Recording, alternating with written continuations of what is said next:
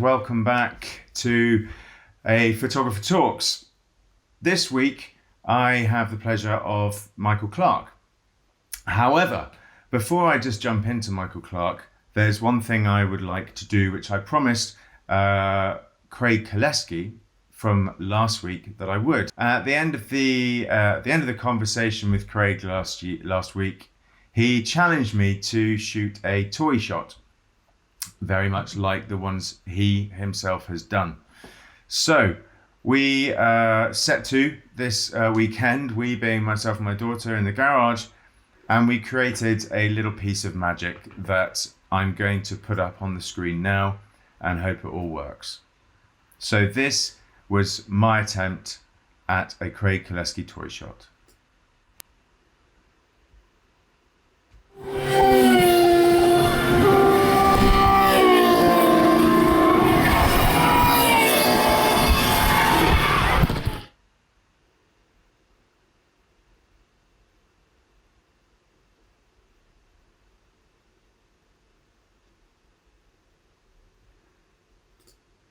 So there we go, Craig. I hope that satisfies. I hope I did a good job. And that little piece of magic is available on my YouTube channel just below the Photographer Talks. So please do go and watch it again. So without further ado, let's go to find out a little bit about our guest this week, Michael. So Michael Clark, he is an internationally published outdoor photographer, specializing in adventure sports, travel, and landscape photography. For many years, he has produced intense, raw images of athletes pushing their sports to the limit, and some of the pictures we'll see today prove just that. He's photographed rock climbers, mountaineers, kayakers, big wave surfers, and mountain bikers all over the world. He creates not only that, but striking portraits using amazing skills at lighting. But Michael isn't really originally from the photography world. He was a former physicist. So he's worked on both sides of the technical revolution, and boy, does he understand the physics and the science behind taking photographs.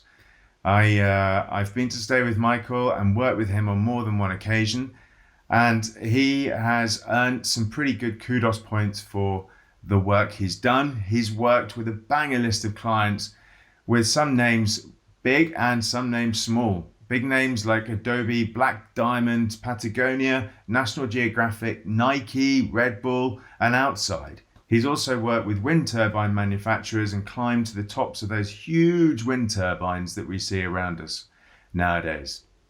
So Michael is currently sat in his home in Santa Fe in New Mexico, and I am very pleased to introduce him to our conversation today, and please join me in welcoming Michael to our screens.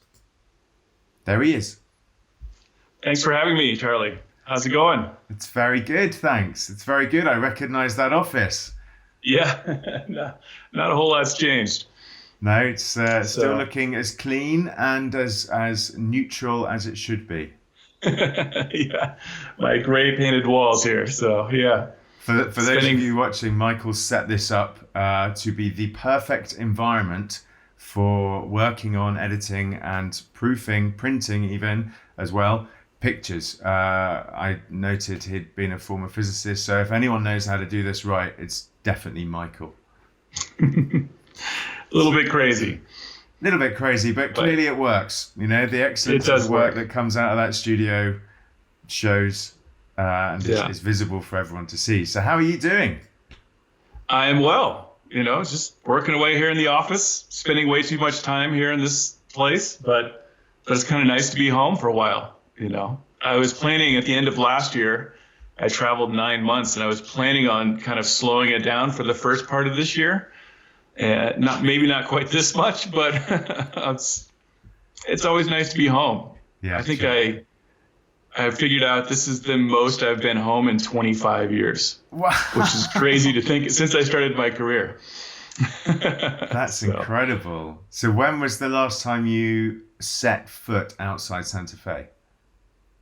The last gig I had was for Red Bull, actually, in the first week of March. Okay. And so since then, I have not left town, or barely even my house, actually, for that matter. That's amazing. That must feel very alien, I'd imagine, for someone like you who's on the road generally quite a lot, going out to these far-flung places. Does it feel? It does, yeah. Oh, go ahead. I'm sorry. It's fine. Does it feel okay, or do you feel slightly kind of out of place? I think, adventure sports photography has really trained me for dealing with stuff like this. Well, not stuff like this, but unexpected things coming your way. So, I mean, I've sat in a tent for a month on a glacier in Alaska, only getting out of the tent to go use the bathroom in full whiteout conditions. I've been in the Amazon where you're just stuck in one place for a long time, or Patagonia. So, I think that's trained me really well to just roll with whatever happens. So I'm fine, Luckily, I had a great year financially, so there's no financial worries or anything like that. I feel really blessed and in a really good place. I think the only thing is I'm always used to having something out there on the horizon, like some exciting thing happening. And right now there's absolutely zero out there on the horizon. So that's the only kind of disconcerting thing. But, we'll see what happens. I'm sure it'll work out one way or the other. Yeah, I think, well, obviously you're in the same boat as a number of people and people I've spoken to on here, as well as sort of on messaging and so forth. Obviously very similar situations. Yeah, the whole world. Yeah. I think, things will come of it. Obviously your work shows that you can do it. So let's hope there are some opportunities for you to go and prove yourself once more, really. But indeed, who knows? It might just have to be locally based in Santa Fe for a reasonable while to come. So yeah, or somewhere within a few states of here. I think we could still drive places, so it's going to happen. It's just a matter of when and when we open up. We haven't done a particularly great job here in the United States of dealing with this, as the world knows. So it might be a little longer here in the States than it will be in other parts of the world. Mm-hmm. Well, fingers crossed that somehow it comes good of it all. Yeah. I mean, yes, we can all comment on how our own governments have done things and done it well or not. Mm-hmm. So let's try to keep our political minds away from that for now and focus. Let's focus on the positives at least. I know we'll come back to a couple of points on COVID anyway, because I'd like to. But yeah, I mean, difficult times clearly. So let's deflect it somewhat for a little bit and talk about some of the pictures and the projects that we've worked on together, and also other ones that we haven't. So I think the first shot that I'd really like to bring up is I believe you classified this as kind of almost the best project you've worked on. I think reading an article on Rafa recently, which was Rafa Ortiz. Now, as long as I bring up the right picture here, there we go on the screen. We have Rafa Ortiz diving down some waterfalls in Washington. Is that right? Tell us more. Yeah. It is the Little White Salmon River in southern Washington state, just above, right on the Oregon border. And this picture, I'm not even sure if this is the best picture from the shoot. It's the one that's won maybe the most awards. But it's good. It's a good news when you can't figure out what the best picture from the shoot is exactly. Yeah. Everybody has their favorites out of maybe a dozen from the final images that they prefer. But yeah, I mean, this was a Red Bull photography project and a shoot for a Linchrome with their new ELB 1200 battery pack at the time. This was 2017 when we did this. So this was a new 1200 watt second strobe. And I had been doing a lot of these kind of advanced strobe shoots where we were lighting up athletes 60 to 100 feet away, so 20 to 30 meters away from where the lights were positioned. So kind of, it's not a technique many photographers are chasing after because it requires a lot of gear and carrying hundreds of pounds of gear to the location. And in the case for this image, we carried, I think, probably 400 pounds of gear.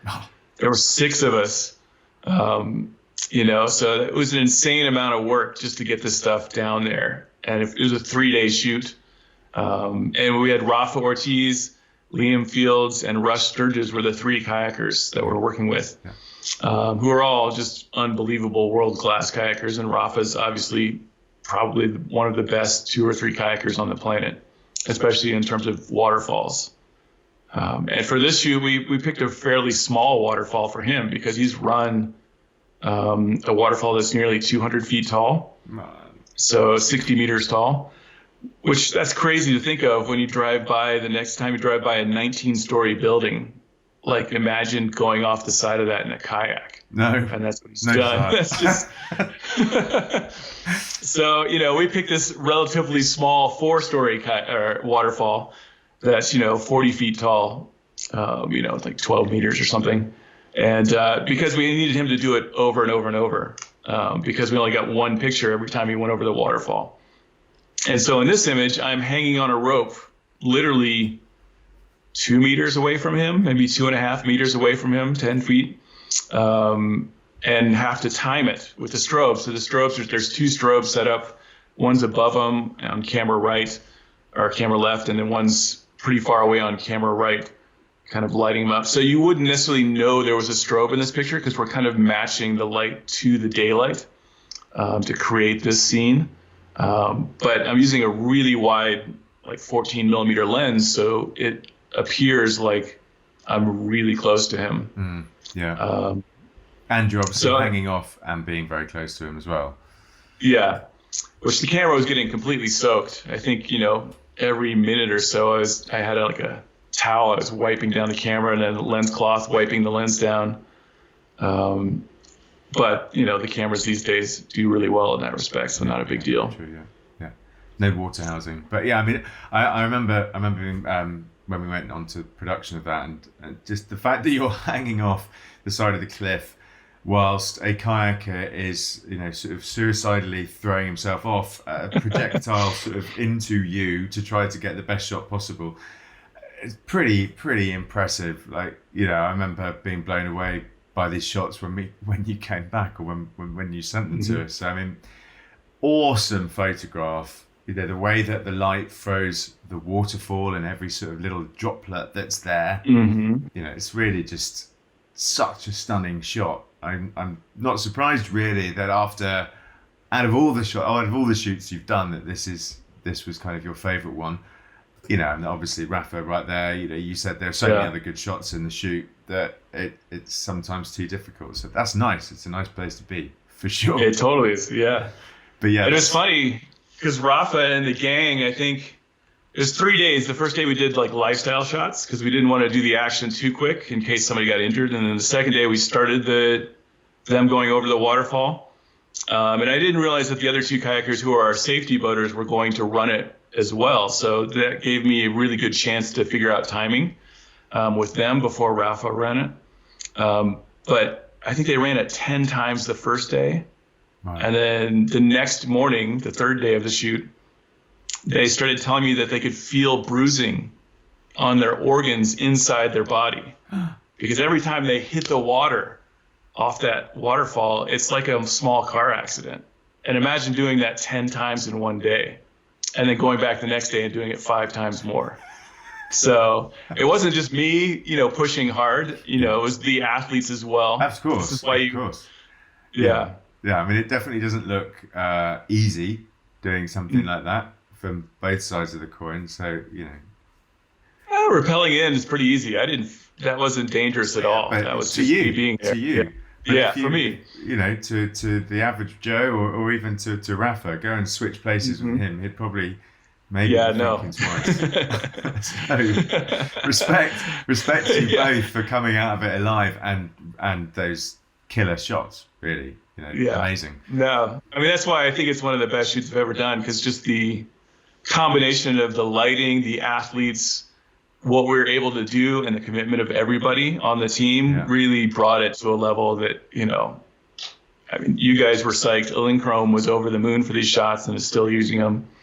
They had some epic shoots for that strobe launch. Yeah, they did. Rightly so. I mean, pretty amazing piece of kit. We've talked about it enough times. And seen some of the work that's done by it. I think the next shot that we're going to chuck up is also, I think you may have used the same strobes. I think it was for the Fuji release. Yeah, this is for the Fujifilm GFX 100 camera that came out. So interestingly, a lot of my assignments are for camera companies or camera technology, strobes, lighting, whatnot. And the great thing about these assignments is they basically come to you and say, hey, what do you want to shoot? They give you complete freedom as long as it lines up with what they're trying to show with either the strobe or the camera. And this one was for Fujifilm. It's a 100 megapixel medium format camera they came out with, which basically revolutionized the medium format photography world. And it's my main camera these days. So this was last April when we shot this. And it's Savannah Cummins is the climber. She's a North Face sponsored athlete. And then my assistant on this shoot was Ted Hesser, who's another very accomplished photographer and director. And he's holding the light at the top of the climb. This is a route called Scarface, wow, which is one of the most famous routes, at Indian Creek, which is this really famous rock climbing area. It's one of my favorite climbing areas in the world, where it's traditional climbing, so it's splitter cracks that are just the same width the entire way. And it's kind of brutal. I mean, these climbs just destroy you. And so, Savannah had no problem with the climb because she's a really amazing climber. But and these are shots that I really like the kayaking scenario. Whenever you're doing lighting, you got to really think through the shot before you get there. And I've probably shot at Indian Creek for 20 years, hundreds of times. I've climbed there a lot. So I've spent a lot of time there. And, when you get these huge assignments like this, you go to a place so you can really get the shots. And there's been a couple photographers that have done lighting there, maybe one other one. I made sure not to shoot the same routes that they had lit and to light them slightly differently. And so for this image, the plan was I wanted that sunset light on the horizon and then this light. So it's this weird dichotomy of the way the light flips back and forth on the rock versus the background. And there's the little six shooters way out there, which is a very iconic formation in the desert there, right next to the Canyonlands. So, it all worked out right at the end. The funny thing is we waited like all afternoon for the conditions just to be right. And usually this is like one of the most sought after climbs in the creek. And we set up the rope and I think one party came in and climbed it while we were waiting. And then nobody else. It was kind of shocking that there wasn't like a line waiting to get on this climb. So it kind of all worked out for us. It's pretty jammy then, really. Yeah. Pretty jammy because you could have ended up having a whole stream of people cruising up there just at that moment when you really needed no one, and then you'd have had a horrible retouch job to do. Well, we were just really would have pissed off a whole bunch of climbers probably, which, that's kind of the tough part. But the cool thing is that Fujifilm, when they did the launch of this, they used several different images for the launch. This was just one of them. But they had a full gallery with giant prints of these images at the launch in Tokyo, which was pretty amazing to see all of them kind of lined up next to each other. Cool. And, and that camera, you can zoom in like crazy. It's pretty remarkable. Nice. Did you manage to acquire a print for your walls? I don't have a print of that up yet. They kept the prints that they made over there, which I didn't necessarily need them. I've got a giant printer behind me, so I can make one here. I've got like 17 by 22 inch prints, so fairly sizable. Okay. One of these days I'll make a bigger print. I've made a couple of really huge prints off that camera, and it's just mind blowing. Even like a meter by 2 meter print is just unbelievably good. So sharp.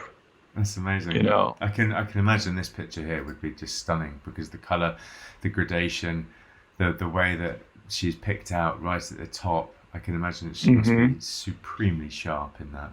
It's brilliant. Great piece of work. Yeah. So Thank you. It just won a big award actually too, so that's pretty exciting to see. Really? In Communication Arts Photo Annual this year, which is, at least in the United States, one of the biggest awards for pro photographers to be included in that. So That's great. Anyway, Good work. it's kind of fun to see that. No, go on. So from one very small person in a very big wall to another very small person in a very big wall, but this time of water. Now this shot, I think you've used, if I'm right, you've used on the front of your new, the new version of your Lightroom workbook, which we'll touch on. This is killer. I mean, this is an amazing photograph. Thank you. Tell us more about this. I mean, this is definitely like, wow, put this on the wall and you feel like you're going to be overcome by a tsunami. What's this is the surfing image. So, I've been shooting surfing. I live in New Mexico, so the southwestern deserts of the United States. I'm nowhere near the ocean. But I have my good friend Brian Bielman, who lives on the north shore of Oahu. He's one of the most legendary surfing photographers on the planet. He's a very close friend of mine. Shout out to you, Brian. We've been to Tahiti. I've stayed at his house more than a dozen times. I've always wanted to shoot at Piahi, which is what this wave is, also known as Jaws. Yeah. It's one of the biggest waves in the world, maybe only second to Nazaré in Portugal these days. Just depends on the swell. But it's notoriously difficult to shoot there because you can shoot from the cliff, which is really far away, and it's not quite as stunning from the cliff as it is on a jet ski. And so I shot at the cliff a few times, and then I was able to get a jet ski and get out there with Brian's help, because you got to know people to like get on the water. So I'm shooting from a jet ski and the wave is breaking in front of us, and then we go over the shoulder of the wave. But at this point, the wave is just broken and he's kind of, just coming down the upper part of the wave. So the wave hasn't even stood up fully yet to its full size. But this is just a strange picture. And maybe it's because I'm not fully in the surfing world that I shot a picture like this, where I cut off the edge of the wave in the frame. But when I showed it to a bunch of the surfers that I was, that were there, they're like, wow, that really captures what it feels like to be on the board. Because you feel like this just wall of water is chasing you down, hunting you. And I was like, wow, that's interesting that this one composition just worked to really relay what they're feeling. And as an adventure photographer, that's what I'm always trying to do, is kind of show the audience what it feels like to be there. But it's horrible. It's miserable being out there on a jet ski, is all I have to say. You want to puke for like 8 hours straight. And, the funny thing is we caught air off the edge of the wave multiple times. It's a 1,200-pound jet ski with two 200-pound guys on it. So it's me and a driver. And you've got like a strap between your legs. It's like you're on a bronking, like a bull at a rodeo. Yeah. And you have your camera in one hand and a water housing, and you're holding onto that strap for dear life when, you've got to get out of the way of the wave. And you can't look at the back of the camera, because if you look at the back of the camera for more than 10 seconds, you're done. You're going to puke, and then your day's over. And I have puked a couple times there. It's not fun. It destroys you for a couple days. So it's just, the motion sickness options are kind of brutal, but you get these incredible shots. Yeah, well, true. I mean, that's fair justice if the surfers say that it really encapsulates it for them, because I can see that, I mean, it is this massive wall of water that kind of curls around the edge of the picture, and you think, God, how big is that? It sort of leaves, that's what's so great about strong photography, it leaves you with a little question. You're kind of, wow, what really is going on here? And that just sort of throws you right into the middle of this massive wall of water, and you think, good God, how's this guy ever going to survive? So, I mean, for a non-hardcore experienced surf photographer, you've done a pretty sound job, haven't you? Well, I mean, I've been shooting surfing for 13 years now, so it's not like I haven't shot with the best in the world. It's just, it's always different at a new place, so to speak. Yeah. It's not like climbing, which is what I've been shooting for 25 years, and I am a climber. I'm not a surfer. Yeah. So. Yeah, you're more into the frozen sort of water, really, aren't you? That you can ice. Yeah, exactly. Ice climbing. That's my sport. So that nice transition there into this one. This shot looking straight down into the lone ice climber. I mean, this is also ridiculous, quite frankly. Where is this one? Tell us. This is at the Ouray Ice Park in Ouray, Colorado. It's a southwestern corner of Colorado. Ouray is basically Mecca for ice climbing in the world. This is all man-made ice, and it's a gorge that's about 200 feet deep, so 60 meters deep. And there's a water pipe over the top of it that they've tapped. And so there's like 200 ice climbs in literally a half mile or, a kilometer. Oh my word. So, for ice climbers, it's easy access. There's bridges actually going over the top of the gorge because there's a road that goes over this. And that's how I was able. So this is one of the first images where I really was playing around with this advanced lighting technique that you saw in the first two images. Yeah. And I think this is the second time I tried this because I was really trying to perfect the technique. And this explains how I got those whitewater kayaking shots and the rock climbing shot, because I had kind of perfected this technique years ago to figure out how to make this work. And the climber is Dawn Glantz, who's one of the strongest female ice climbers in the world. She actually lives in Ouray and guides there. So, it was a perfect storm of us just playing around with the lights and, getting her on a route that's relatively easy for her. That route, it looks steep, and it is super steep. But as we were talking about earlier, this is my favorite sport. So it's been fun to go up there and play around with lights and create these really dramatic ice climbing images, which are kind of not unlike anything that's been seen before, but, just really ratcheting it up a notch for this sport. Yeah. I've never done ice climbing. I've never photographed it. And it always looks totally precarious and scary as hell. But it also results in some fantastically beautiful images, which kind of ice and snow always tend to, but kind of the way ice falls, literally, and creates ice falls is stunning. And to be able to sort of place somebody, classic brightly colored clothes in the middle of it and light it and bring all those textures to life, it just looks beautiful. Really, it's like a really stunning picture. And actually, obviously I've done a bit of research on these, but I hadn't realized that was a sort of man-made world. I don't think I'd ever realized that, actually, because I've seen this picture before a few times. It's just pretty good. I mean, that's great to think that's like that and created for us. Hopefully people will be able to get back to it. Well, not this year. Yeah. It's summer now, but later when it all starts to freeze again. Cool, very cool. So the last landscape picture I'd like to talk about is a personal favourite of mine.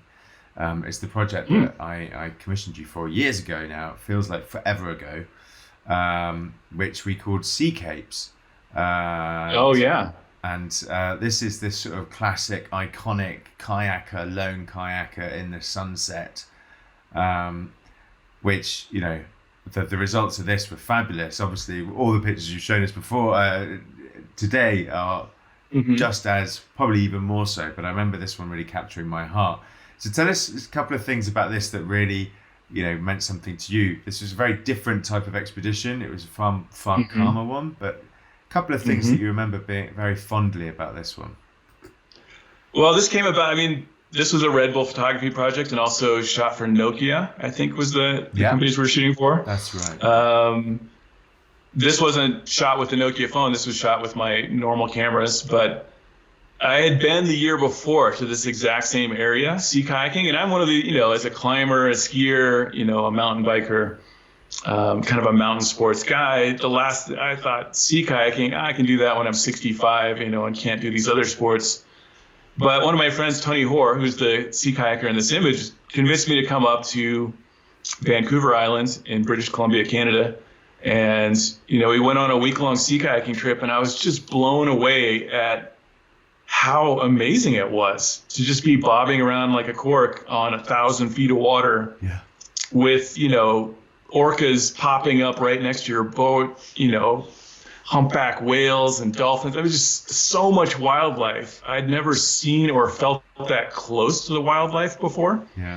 So it was an amazing experience. So when you guys emailed me maybe 2 or 3 months later after I got back from that trip, and we were going to do this assignment, you asked for a bunch of ideas. And I think the last one I put in there was a sea kayaking idea. And I was kind of shocked this was the one you chose because it's Red Bull, so you don't think of Red Bull and sea kayaking necessarily.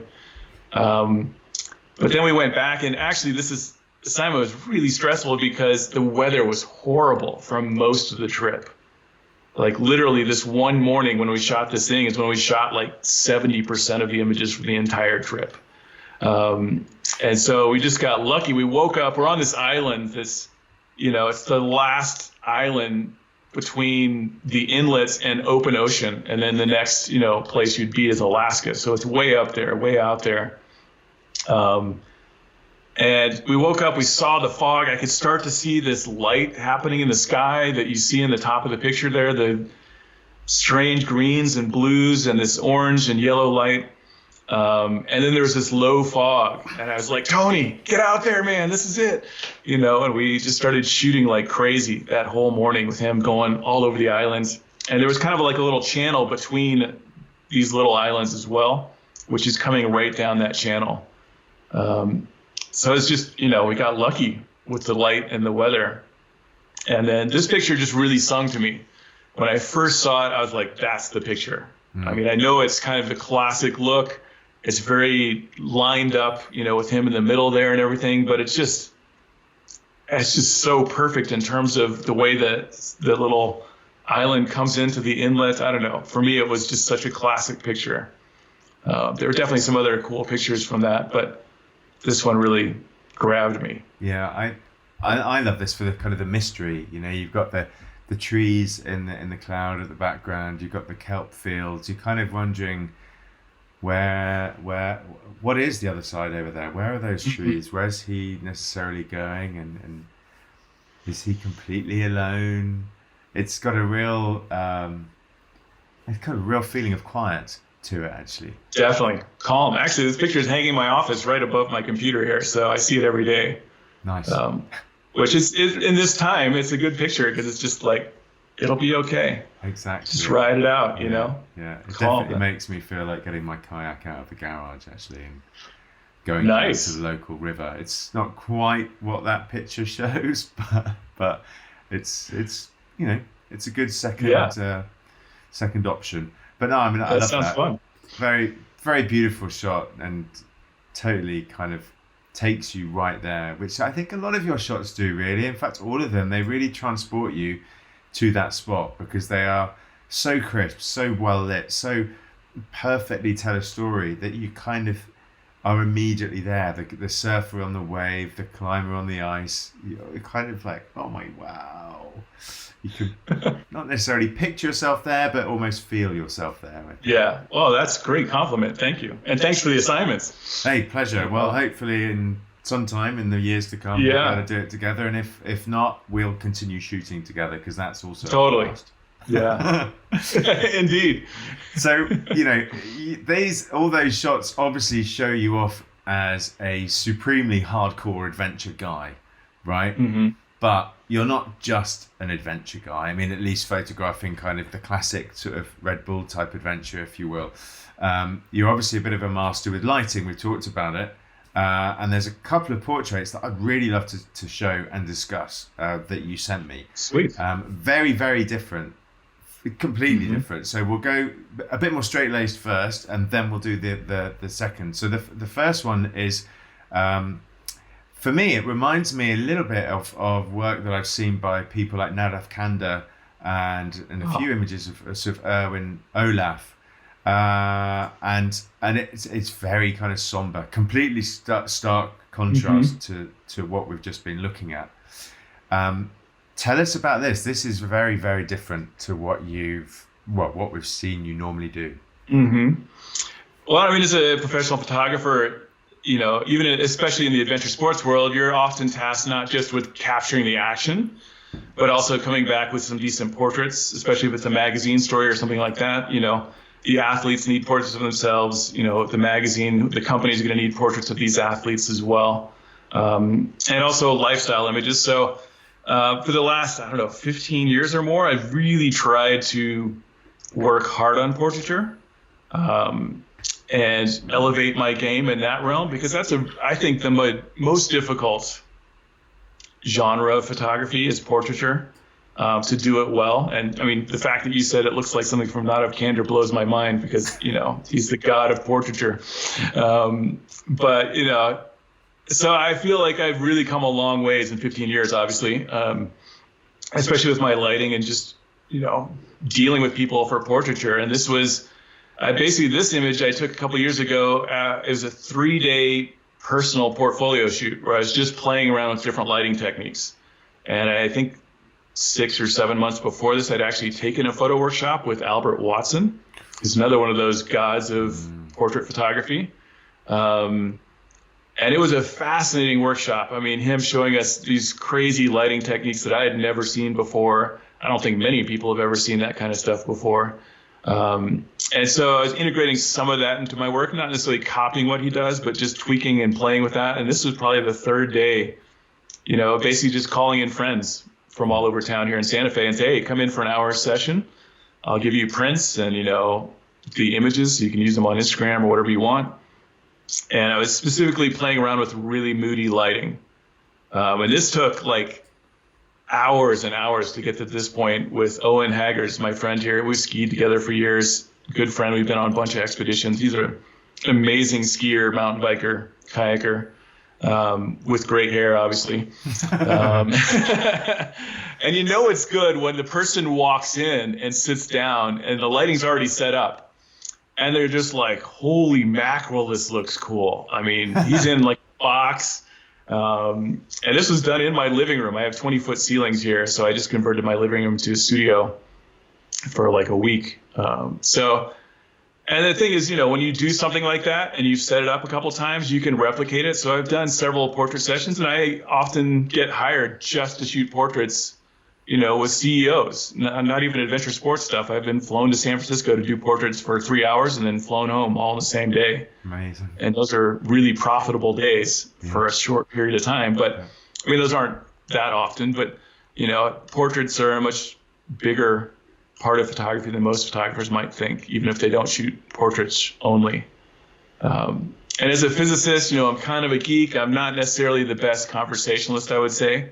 Because when you meet somebody like Dan Winters or Albert Watson, or I'm sure Not of Candor, I mean, these guys, wow, you have a 20-minute conversation with them and you feel like it's the best conversation you've had in your whole life. Yeah. And that explains, it's not that they don't have skills. They obviously have skills with the camera and the lighting and everything, but their ability not just to put you at ease, but just to like connect with you is so good. That's the part I think I struggle with compared to them, obviously, but that's what they do. Yeah. So I've gotten better at that as well in the last 15 years. Yeah, that's true. It is a very big mark of being a portrait photographer, because you have to get people to buy into your belief, what you want to do, and as long as they're on your side, then you can get what you want, And like this image, I was shooting tethered, so they didn't see it come up, but I could show them when I got something I was really like, this is what I'm going at. They could tell what's going on. And the interesting thing was, when they came in, I didn't explain to them I was going for this somber, dark, kind of intense mood. And some of them didn't love that. They're like, oh, I wanted a nice, lively portrait I can actually use. And I'm like, well, that's not what I'm going for here. We can do one of those for you, and then we'll switch back to my thing, just to make sure they're happy. But, and it wasn't even necessarily about putting them at ease in these shots. It was more about really dialing the lighting into a degree that I think very few of my peers have worked on, for portraiture at least. Well, exactly. I mean, if you've been to a course with Albert Watson, you've got the skills that I've seen you use. I mean, you're leagues ahead of most people, and that shot really does show it. I mean, I wasn't sort of lying. I was kind of those two photographers I mentioned sort of dropped into my mind as soon as I saw the picture, and then I went and looked onto their websites and kind of found imagery that's actually very similar. There's a Not of Candor portrait of Barack Obama, which is supremely similar, and there's some other work by Owen Olaf, again same. And then I was like, you've really got this dialed, so hopefully hopefully there'll be more trips out to San Francisco, or at least local businesses in Santa Fe. You can prove you do it there. But I mean, very different.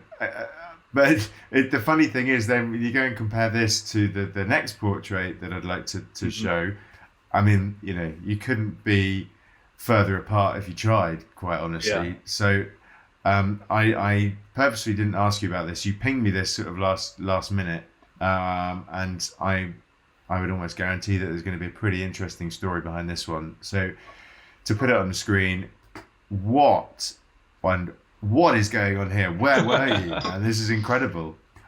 So this is natural light. It's not lit with strobes. One of my good friends for the last 20 years has been Celine Cousteau, who's the granddaughter of Jacques Cousteau, famous ocean explorer who invented scuba diving and underwater photography and a whole bunch of other stuff. And we've been talking for years about doing something in the Amazon. And so, I mean, this is kind of a long story. When she was 8 with Jacques Cousteau, her grandfather, she spent a summer, 6 months or so on the Calypso, the boat, going up the Amazon with her grandfather. And I think there was a year-long series of shows back this is 1982, so it's a long time ago, of shows from the Cousteaus going up the Amazon. And at one point they met these tribes, and they were like the second people ever to meet these tribes deep in the jungle. So Celine, as she's grown up, has gone back every 10 years and met with some of these tribes who are they've only met the outside world very few times. And this is the Métis tribe, who's probably met the outside world more than any other tribes, but that's only like 10 times or something when the outside world's come to them. And by the outside world, I mean like 1 or 2 Westerners. Yeah. And so she was requested by the tribes because it's in the Valley do Javari in the upper northwestern corner of Brazil, right on the border with Peru and Colombia.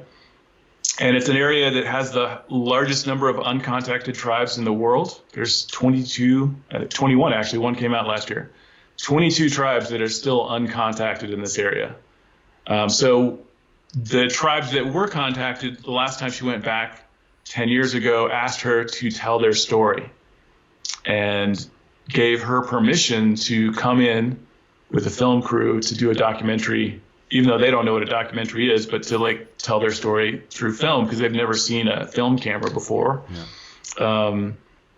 And so which is a huge part because this Valley do Javari territory to this day is still locked off from the outside world. Like nobody's going in or out unless you're an indigenous person or you have permission from one of the tribes to come in. And then that's like a whole rigmarole she had to go through with the government to make this happen. Right. So over 2 years, we went in twice for 3 weeks and shot with various different tribes. And so this portrait was made. It was just one afternoon with Métis tribe, and these are the most warlike of the tribes in the area. There's probably 3,000 people in an area the size of Austria in Europe. So it's not super dense. Wow.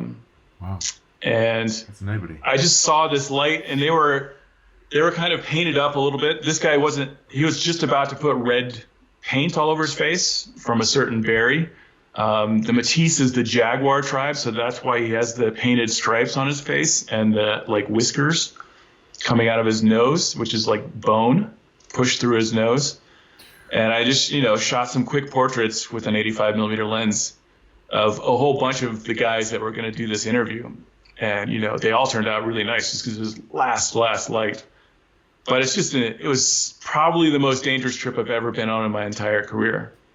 The anthropologist that was with us in that village, like the day after I shot this 2 meter long pit viper with teeth as long as my fingers, they were 2 inches apart and maybe 4-inch teeth bit her down by the river. And the pit viper is the second most deadliest snake in the world, or in the Amazon, not in the world. Luckily, we had some powdered antivenom with us that saved her life. But there were 20-foot caiman crocodiles that could snap your boat in half. There's 60-foot long, 20-meter long anacondas that could swallow you whole in the blink of an eye. Whoa. So the Hollywood movie Anaconda, those are too small for reality for the biggest snakes that still exist, which sounds like some Hollywood hocus pocus stuff, but I mean, there's just like 50 ways to die on that trip, and you haven't even gotten out of your hammock yet.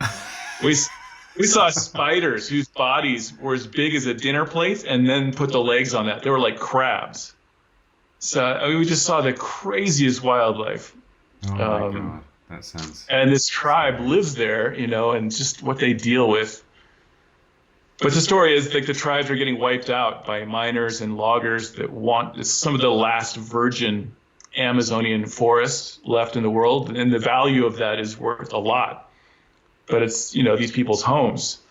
You know, you can literally almost like just stick your arm in the river and pull out a fish. Amazing. Because it's not overfished, you know. It was fascinating. It's like traveling back in time 1,000 years, because if it doesn't grow in the jungle, they don't have it. Yeah, exactly. And they were just as fascinated with us as we were with them, because for some of these, you know, you'd put your camera up, or, you know, we had red digital cinema cameras with giant lenses on it, and they would look into the lens and just be amazed, because this is the first time in their life they've ever seen a reflection of themselves. Oh, yeah. Because the water's brown. So they've never seen what they look like themselves. They don't have mirrors.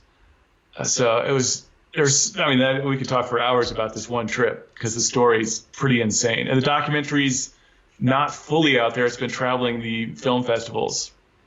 So hopefully at some point it'll be. Maybe we do a side special on this trip and see some more of those pictures. Yeah, Tribes on the Edge. So tribesontheedge.com is the website for the film. Okay. And it's all about how these tribes are trying to stay alive, literally. Yeah. And it curls back into global climate change as well, because they're seeing changes in the forest and trying to adapt. So there's a lot of facets to that story, but, you know, and it might be the most important shoot I do in my career in terms of what it documented.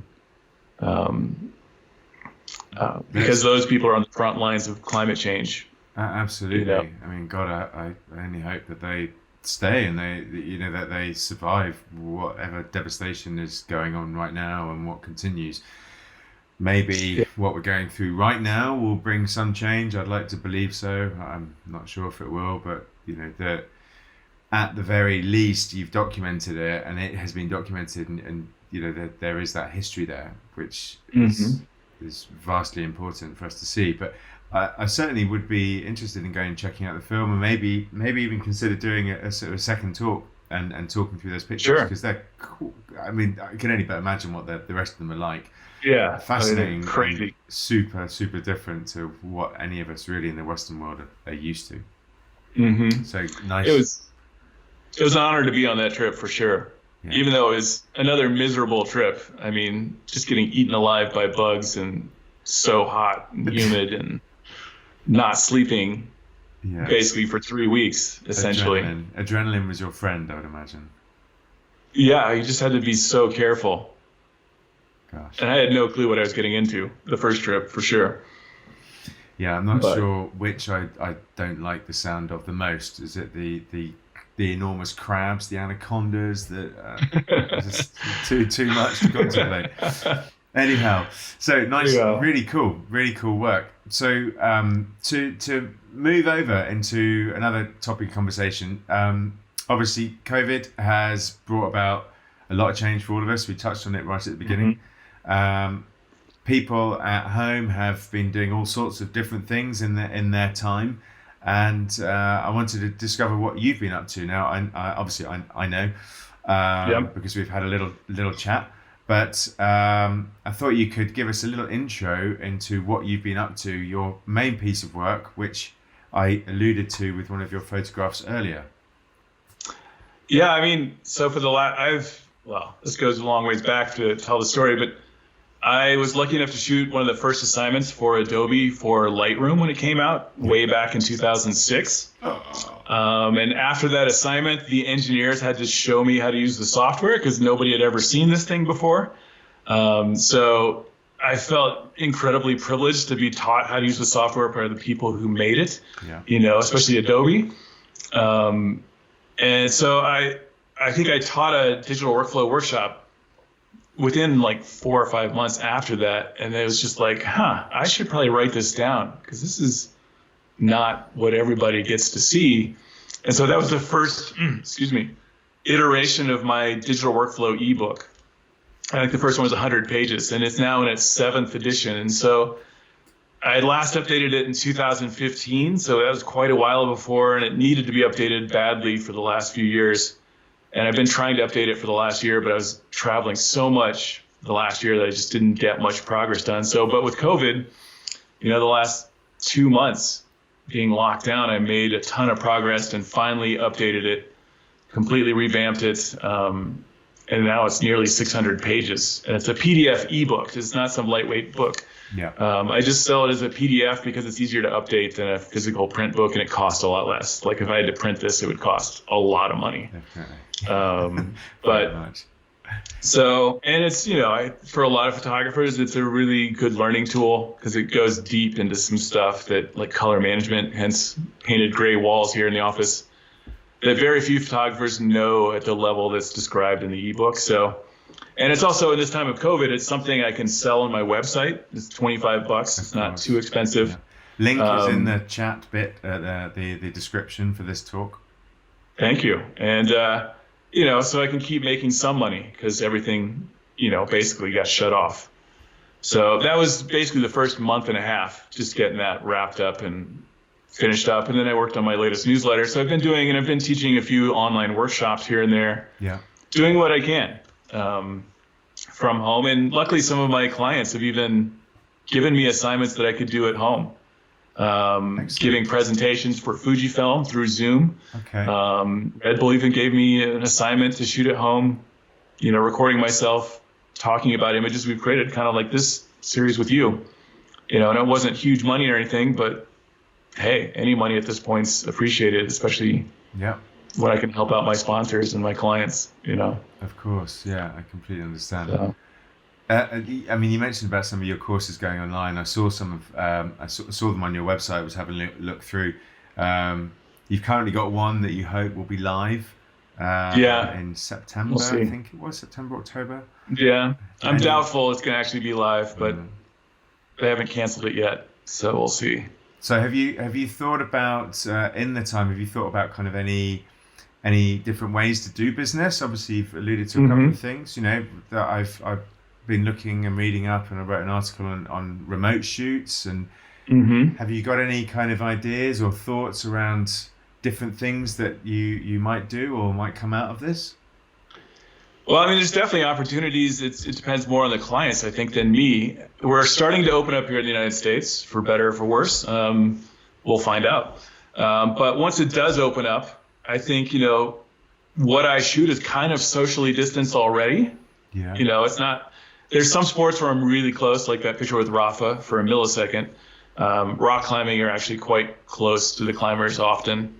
But there's definitely, if there's something that, until we get a vaccine, that where I can drive within 2 or 3 states and have all the food, have everything I need in the car, meet the athlete, somewhere in this remote location, and just stay, 3 or 4 meters away from the athlete at all times, because I don't need a huge crew to do what I do on the adventure sports part of this.